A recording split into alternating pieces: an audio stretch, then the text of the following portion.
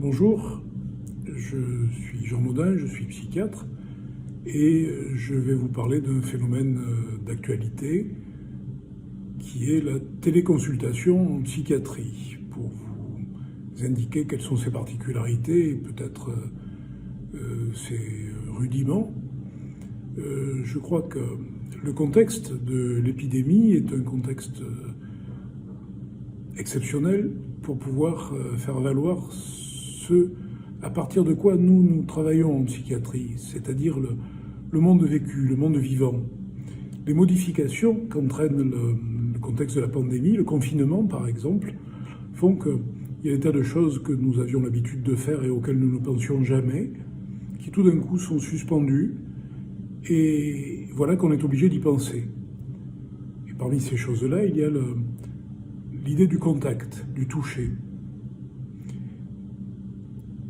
Est-ce qu'une consultation en psychiatrie est quelque chose de possible sans que l'on puisse se toucher?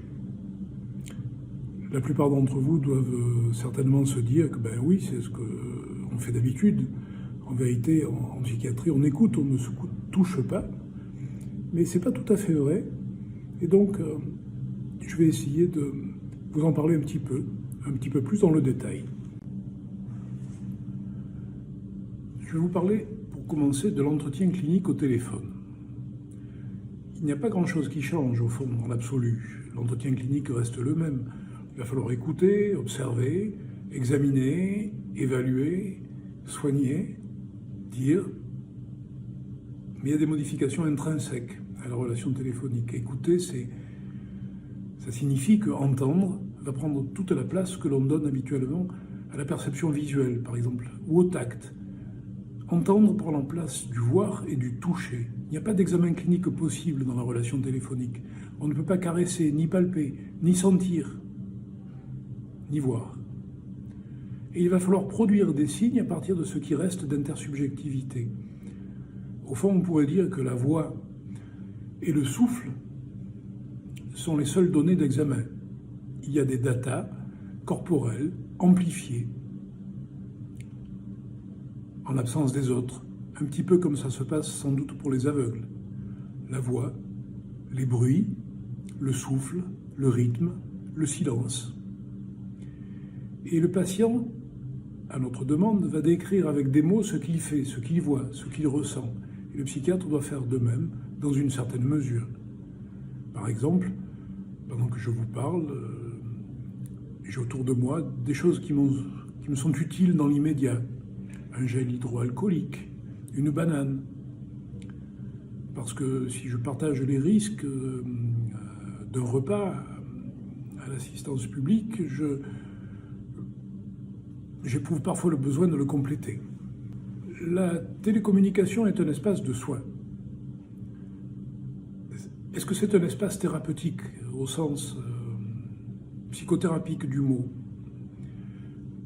Par exemple, il est très net que l'accueil manque d'aise. On manque d'aise au début, on ne se sent pas très bien, on est gêné. C'est difficile à surmonter, il faut se mettre à l'aise, se sentir à l'aise. Et pour ça, il faut reconstruire un espace familier, à distance, un entre-soi et l'autre-soi. Par la parole, l'accordage des voix, des silences partagés en confiance. Il faut faire parler du lieu pour ça où on se trouve et des objets alentours, ce que j'ai fait avec la banane. Il faut créer un espace avec ce qui reste d'humain, un fil sonore, manifester sa présence, la relier pour chacun de nous à un lieu. Dans la vidéo, le regard et le visage comptent bien sûr, ça permet de répondre à la question qui m'appelle, qui me parle. Mais il y a aussi le souffle, le rythme, la scansion.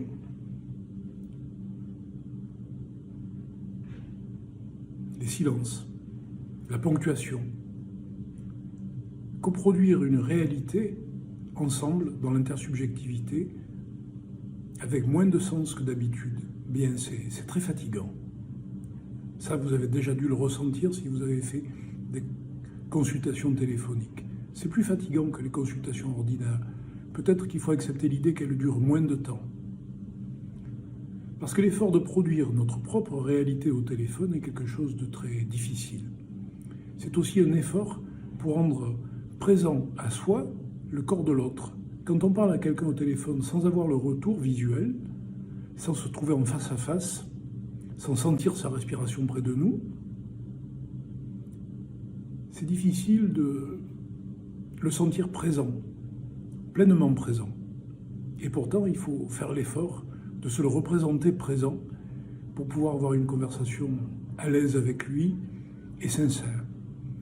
Donc c'est une fatigue corporelle, transcendantale. C'est plus qu'un simple effort mental. C'est un effort de la présence tout entière. Au fond, vous voyez donc que la forme de la réalité clinique est modifiée, mais pas le fond. On continue d'expliquer, passer d'une hypothèse à l'action, d'une hypothèse à une autre, de l'action à une hypothèse, des signes à l'expérience, de l'expérience à des symptômes, etc. Faire un diagnostic, c'est ça. C'est aussi déjà chercher à expliquer. Et puis, comment faut-il dire tout ça au fur et à mesure qu'on est en train de le faire, pour pouvoir l'expliquer, pour que le patient puisse comprendre ce qu'on est en train de faire. C'est important aussi, parfois, de traduire ce qu'il en est de notre propre expérience que l'on fait de lui. Il faut s'assurer que l'on a été compris. Et l'hypothèse que l'on a faite peut ne pas se confirmer. Rencontrer, ça ne peut pas se faire en théorie. C'est une phrase de Merleau-Ponty. On ne rencontre personne en théorie. Eh bien, le téléphone n'a rien de théorique en soi, il ne fait pas rajouter de la théorie en plus, au contraire, il en enlève un petit peu, il nous impose de nous centrer sur la voix et de favoriser le dialogue intime en nous centrant sur la voix, parce qu'au fond, la voix, c'est l'intimité de la conscience. Et d'une certaine façon, par téléphone, on a peut-être plus accès à la conscience de l'autre, ou à sa détresse. Il y a un opéra tout entier de Francis Poulenc qui s'appelle La Voix humaine, où on assiste en direct à une tentative de suicide. Eh bien, la cantatrice qui est seule ne cesse de parler. Et cette voix, c'est aussi celle de la conscience, celle de la détresse, de la solitude. Et la voix retentit aussi ou résonne dans le monde. Il y a un contexte qui est le contexte acoustique qui va vous donner, au travers du téléphone, le sens, la sensation, le sentiment qu'il y a un monde autour de la personne et que ce monde-là est aussi très présent. C'est ce qui nous permet de comprendre, par exemple. Au fond, la situation téléphonique, ça aiguise cet état de conscience du monde. Et en pratique, pour ne pas faire que de la théorie, ça nous permet de trier les patients à risque. On a une certaine idée du risque en écoutant le patient, mais aussi en écoutant sa façon de réagir ou de ne pas réagir au contexte qui l'entoure. C'est plus facile avec un patient que l'on connaît déjà et qui se connaît lui-même.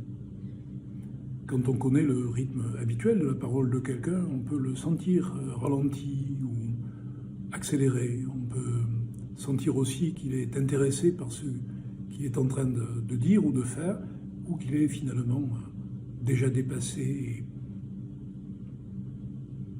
plus libre du tout. Tout ça, ça peut se sentir, surtout parce qu'on le connaît. Pour quelqu'un qu'on ne connaît pas, ça doit se deviner lors de ce premier entretien. C'est ce qui nous amène à trier les patients à risque, mais ce n'est pas si facile. Puis soigner à distance oblige d'être créatif. Il va falloir dire la situation dans laquelle on se trouve, mais il va falloir comprendre aussi que cette situation dans laquelle on se trouve, dite au téléphone,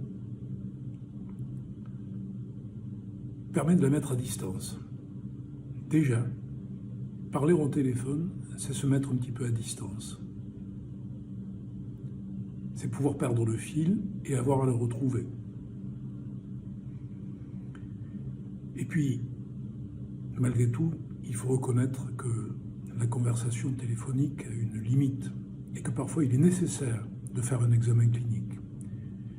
Il va être nécessaire de pratiquer un examen clinique complet et il va falloir convoquer le patient ou faire en sorte que quelqu'un d'autre que nous l'examine, ou qu'un proche nous décrive ce qui se passe. Bref, la conversation de présence à présence suppose parfois la présence de nos corps réciproques, une intercorporéité, dirait le phénoménologue, en citant Merleau-Ponty, et c'est ce croisement de ces corps qui va nous permettre parfois d'évaluer la situation, et il n'y aura pas d'autre moyen de le faire.